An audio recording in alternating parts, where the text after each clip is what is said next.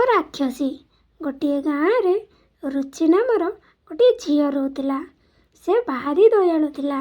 ଦିନେ ସେ ଜଙ୍ଗଲକୁ ତା ମା ପାଇଁ କିଛି ଫଳ ଆଣିବାକୁ ଗଲା।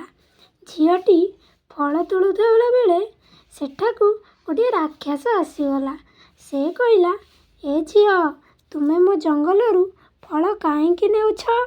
ରୁଚି ଡରିଲା ନାହିଁ, ଆଉ କହିଲା, ମୁଁ ତୁମ ପାଇଁ ଏକ ଭଲ କାମ କରିପାରିବି। ଯଦି ତୁମ ଜଙ୍ଗଲରେ କିଛି ଭୁଲ ଲୋକ ଦେଖିବେ, ତେବେ ତୁମ ଜଙ୍ଗଲର ସେ ଭଲ ଧ୍ୟାନ ରଖିବେ। ଝିଅଟି କଥାରେ ହାତୀଟି ଭାବିଲା ଏବଂ ନିଷ୍ପତ୍ତି ନେଲା ଯେ ସେ ଏବେ ଭଲ କାମ କରିବ। ରୁଚି ଗାଁକୁ ଯାଇ ସବୁ ଲୋକମାନଙ୍କୁ ଯାଇ ଜଙ୍ଗଲର ସୁରକ୍ଷା କରିବା ପାଇଁ କହିଲା। ଝିଅଟି ତାର ମା ପାଖକୁ ଗଲା ଏବଂ ମାକୁ ହାତୀ ବିଷୟରେ କହିଲା। ଏହି ଗପରୁ ଆମେ ଶିଖିବାକୁ ପାଇଲେ ଯେ ବୃଦ୍ଧି ଆଉ ମୃଦୁ ଭାଷା ଦ୍ୱାରା ବଡ଼ ଅନ୍ୟାୟକୁ ମଧ୍ୟ ବଦଳା ଯାଇପାରିବ।